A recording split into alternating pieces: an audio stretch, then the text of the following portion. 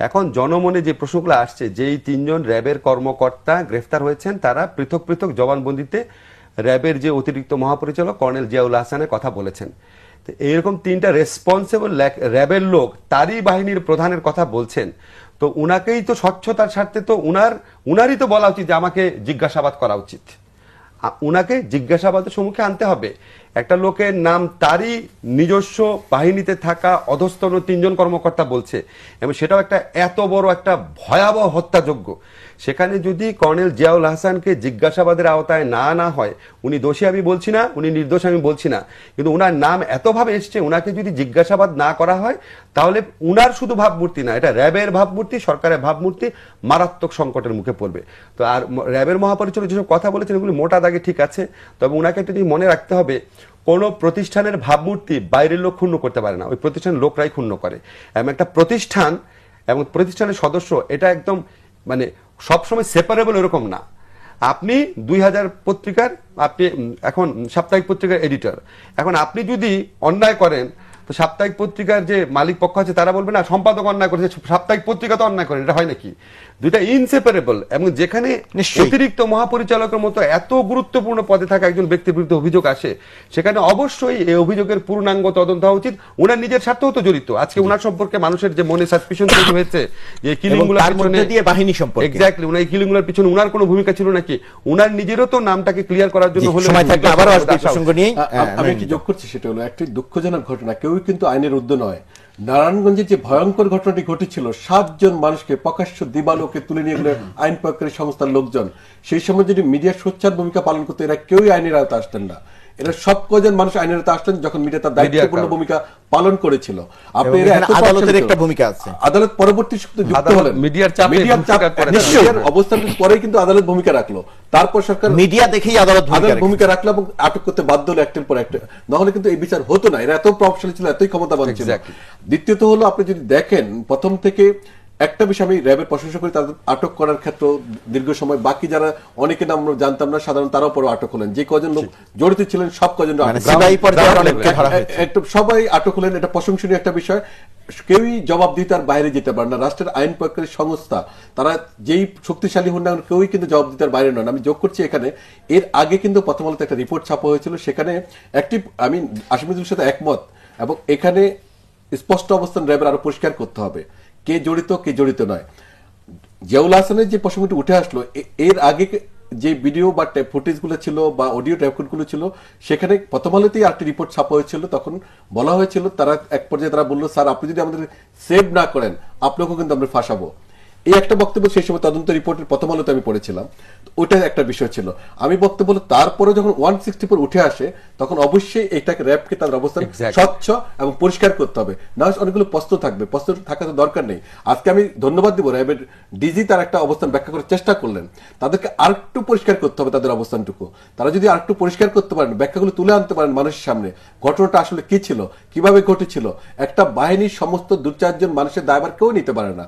আজকে নারায়ণগঞ্জে যে ঘটনা, যেমন দায় নিতে পারে না, বাহিনী তো দায় অস্বীকার করতে পারে না, এবং সেটাই আমরা দেখতে পাচ্ছি। আমরা সেটা আমাদের বক্তব্য খুব স্পষ্ট। এখানে র্যাব অবশ্যই অনেক ক্ষেত্রে প্রশংসনীয় ভূমিকা, বিশেষ করে জঙ্গিবাদ নিয়ে তাদের যে প্রশংসনীয় ভূমিকা, সেটা আমরা সবসময় প্রশংসা করি। সন্ত্রাসবাদ দমনে তাদের যে ভূমিকা, সেটা আমরা অবশ্যই প্রশংসা করি। আবার এক্সট্রা জুডিশিয়াল কিলিং আমরা সেটা সমর্থন করি না, কেউই একদম সুস্থ কোনো মানুষের পক্ষে সমর্থন করা সম্ভব নয়। কিন্তু বাস্তবতা হলো, অনেকগুলো বিষয় তাদের যে প্রশ্নবিদ্ধ অনেকদিন থেকে ছিল, এখন নারায়ণগঞ্জের ঘটনাকে যে জায়গাটা দাঁড়ালো, এটা আরেকটু পরিষ্কার আমরা আশা করবো তারা করবেন, অন্যথা আরো অনেক সংকটটা বাড়বে। এই যে র্যাবের ক্ষেত্রে যে কথাটি বলা হচ্ছে যে র্যাব কিছু কিছু ক্ষেত্রে বেশ প্রশংসনীয় কাজ করেছে, নিশ্চয়ই কাজ করেছে। তো যে প্রশংসনীয় কাজগুলোর কথা বলা হয়, বড় সন্ত্রাসী বা জঙ্গিবাদ, অধিকাংশ ক্ষেত্রেই কিন্তু বিচার বহির্ভূত হত্যাকাণ্ড বা ক্রস ফায়ারের ঘটনাও ঘটেছে। তাহলে এই প্রশংসার জায়গাগুলো প্রশ্নবিদ্ধ হয়ে যাচ্ছে। প্রশংসা জায়গা, কিছু জায়গা আছে সত্যি প্রশংসা করে কাজ করেছে, কিছু জায়গা প্রশ্নবিদ্ধ। যেমন ধরেন, হঠাৎ করে দেখা গেল যখন নারায়ণগঞ্জে ঘটনা ঘটলো, এই কর্নেল জিয়াউল হাসানের নেতৃত্বে সুন্দরবনে হঠাৎ করে একটা, কোন বনে জানি কোন বনে একটা বিরাট সিলেটের, যেটা নিয়ে তখন প্রশ্ন উঠেছিল। দ্বিতীয়বার যখন হয়েছিল তখন আরো বেশি প্রশ্নবিদ্ধ হয়েছে।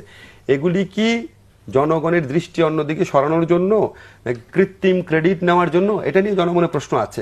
আমি কিন্তু এটা অস্বীকার করছি না, র্যাব কিছু কিছু অভিযান জেনুইনলি করেছে, জেনুইনলি কিছু ক্ষেত্রে জঙ্গি দমন করেছে, কিন্তু এটা ইনফ্লেটেড কিনা, অতিরঞ্জন কিনা, বা কিছু কিছু ঘটনা বানানো কিনা, জনগণের দৃষ্টি সরানোর জন্য, সেটা নিয়ে জনমনে প্রশ্ন রয়েছে।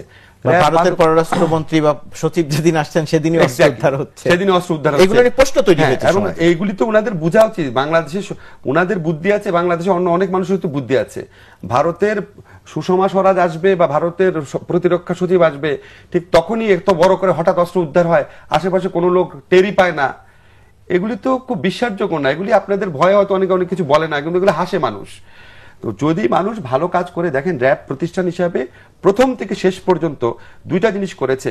র্যাব ভয়াবহ অপরাধ দমন করেছে, জঙ্গি দমন করেছে। র্যাবই বিএনপির আমলের র্যাবই কিন্তু শায়েক আব্দুর রহমান এবং ওই যে আরেকজনের নাম কি ছিল আপনার, বাংলা ভাইকে বিএনপির আমলে র্যাবই ধরেছিল।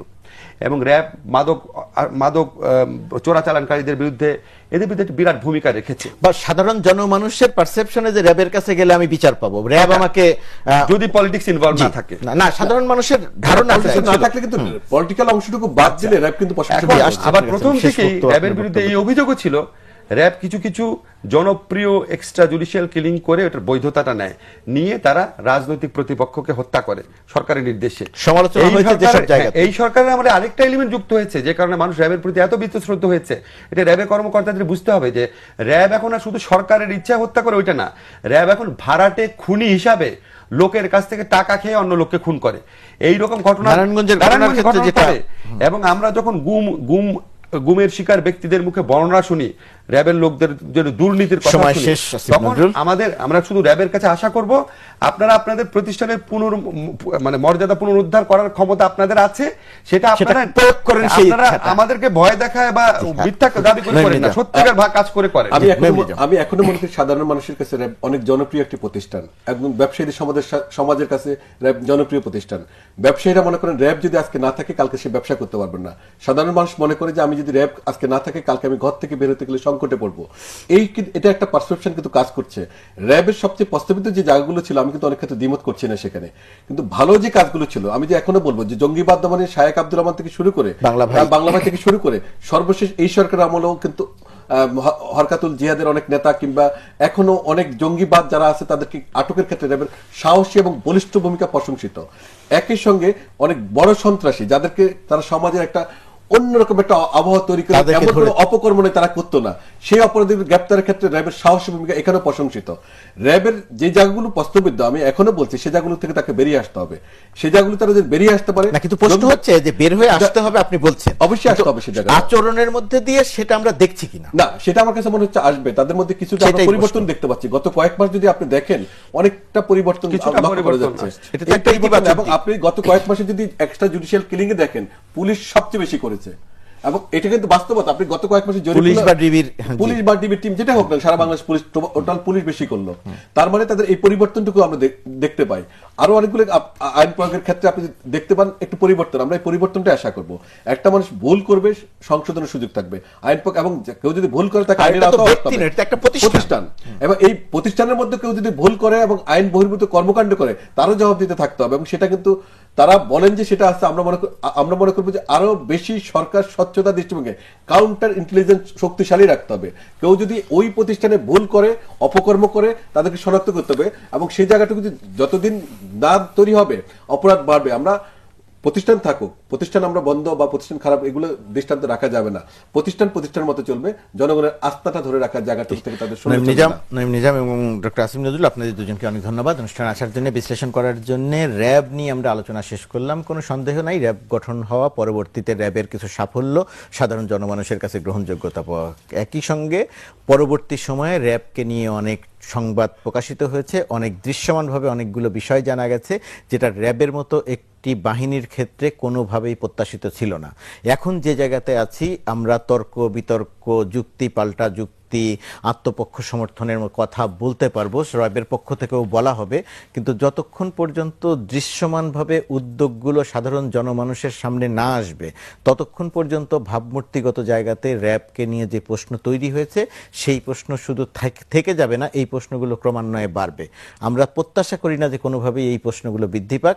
এই প্রশ্নগুলো র্যাব বা র্যাব সংশ্লিষ্ট স্বরাষ্ট্র মন্ত্রণালয় বা সরকারের সর্বোচ্চ পর্যায় থেকে এমন উদ্যোগ নেওয়া হোক, একজন, দুজন, 5 জন, 10 জন ব্যক্তি গুরুত্বপূর্ণ না হয়ে র্যাব বাহিনীটি গুরুত্বপূর্ণ হোক, সত্যিকার অর্থেই র্যাবকে সংস্কার করা হোক, যার বিরুদ্ধে অভিযোগ আছে তাদের বিরুদ্ধে দৃশ্যমানভাবে তদন্ত করে ব্যবস্থা নেওয়া হোক, এটাই আমাদের প্রত্যাশা। প্রিয় দর্শক, আপনারা সবাই দেখলেন প্রাণফুটো নিউজ অ্যান্ড ভিউজ অনুষ্ঠান।